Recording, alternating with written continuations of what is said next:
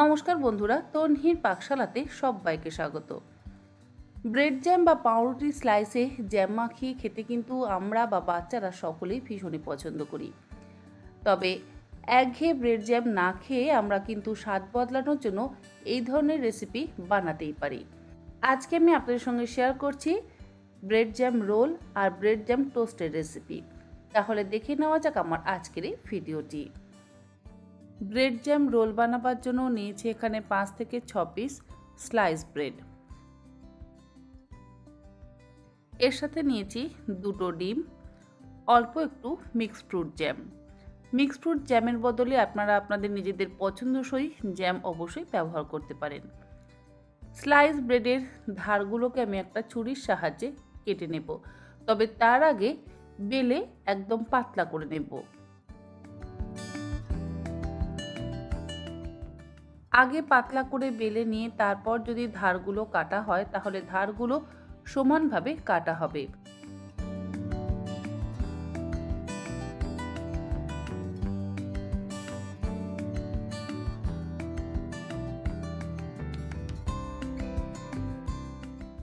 Slice ব্রেডগুলোকে বেলে নেওয়ার পর এবারে প্রত্যেকটা স্লাইস ব্রেডের ওপরে অল্প করে একটু মিক্সড ফ্রুট জ্যাম মাখিয়ে নেব। আপনারা কিন্তু অবশ্যই আপনাদের নিজেদের বা বাচ্চাদের পছন্দসই জ্যাম এর মধ্যে ব্যবহার করতেই পারেন। জ্যাম লাগিয়ে নেওয়ার পর এবারে এটাকে রোল করে নেব।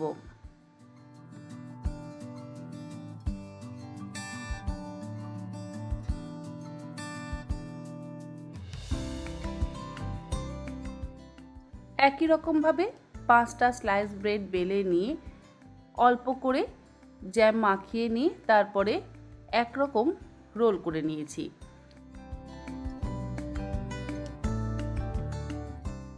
এরপরে একটা বাটির মধ্যে 2টো ডিম ফাটিয়ে নিচ্ছি।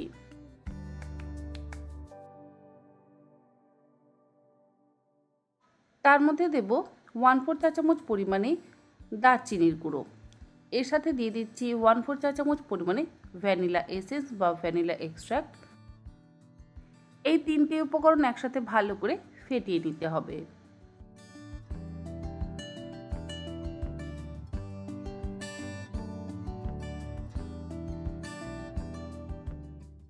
ডিম ফেটিয়ে নেওয়ার পর এর মধ্যে দিয়ে দিলাম 4 টেবিল চামচ পরিমাণে নর্মাল টেম্পারেচারে থাকা দুধ।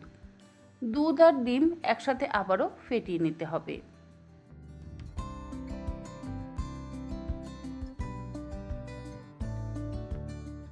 ফ্রাই প্যানের মধ্যে দিয়ে দিচ্ছি অল্প একটু বাটার। বাটার খুব বেশি ব্যবহার করবার প্রয়োজন নেই।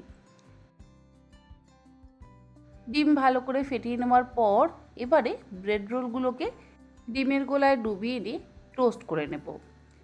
বাটারের বদলে আপনারা চাইলে সাদা তেলেরও ব্যবহার অবশ্যই করতে পারেন, তবে এই ধরনের খাবার বানাতে গেলে যদি অল্প একটু বাটার ব্যবহার করা হয় স্বাদটা বেশি ভালো হয়।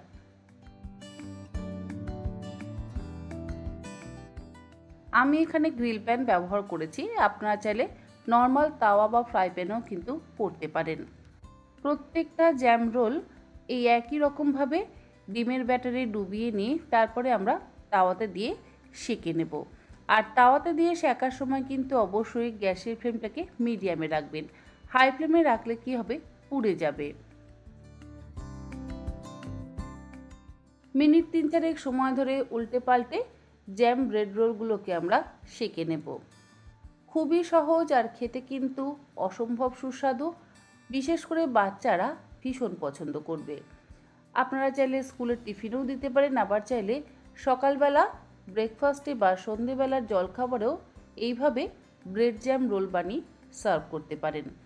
আর এগুলোকে প্লেটের মধ্যে সার্ভ করবার পর ওপর থেকে ছড়িয়ে দেব অল্প একটু গুঁড়ো চিনি বা পাউডার সুগার।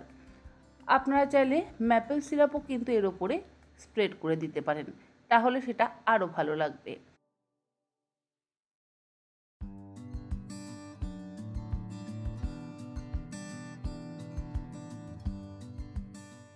ব্রেড জ্যাম রোলের রেসিপি তো আপনাদের সঙ্গে শেয়ার করলাম। এবার বানাবো ব্রেড জ্যাম স্যান্ডউইচ। স্যান্ডউইচ বানাবার জন্য কিন্তু ব্রেডের ধারগুলোকে আমাদের কেটে নিতে হবে।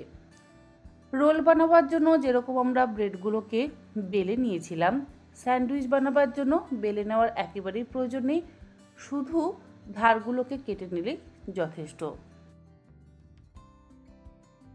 ধারগুলোকে কেটে নেওয়ার পর একটা স্লাইস ব্রেডের ওপরে দিয়ে দিলাম অল্প করে একটু জ্যাম। বাচ্চারা যদি জ্যাম খেতে খুব একটা পছন্দ না করে তাহলে খুব সামান্য পরিমাণে একটু জ্যামের ব্যবহার করবেন।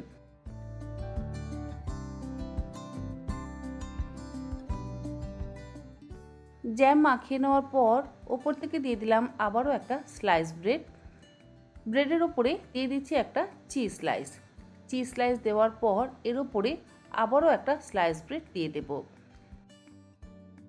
ডিমের এই ব্যাটারটা তো আগে থেকেই আমরা রেডি করে রেখেছিলাম, তবে আবারও একবার ফেটিয়ে নিচ্ছি। এরপরে স্যান্ডউইচটা আমি ডিমের গোলায় ডিপ করে নিয়ে তারপরে একই রকমভাবে ফ্রাই প্যানে দিয়ে টোস্ট করে নেব। খুব বেশি বাটার ব্যবহার করবার কিন্তু প্রয়োজন পড়ে না, অল্প একটু বাটার দিয়ে টোস্ট করলেই যথেষ্ট।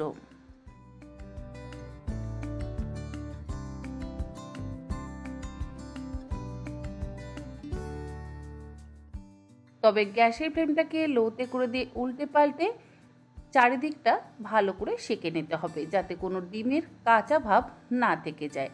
ডিমের কাঁচা ভাব যদি আবার থেকে যায় তাহলে আবার খেতে ভালো লাগবে না, কারণ পাউরুটির মধ্যে যদি ডিম থেকে যায় সেটাতে আবার নরম ভাব চলে আসবে, আবার একটা গন্ধ থাকতে পারে। সেই জন্য চারিদিকটা উল্টে পাল্টে লো ফ্লেমে একটু সময় নিয়ে ভেজে নিতে হবে।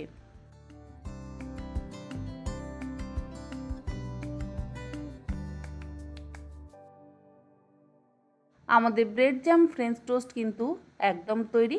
গ্যাসের ফ্লেমটাকে বন্ধ করে দিয়ে এবার এটাকে সার্ভ করব।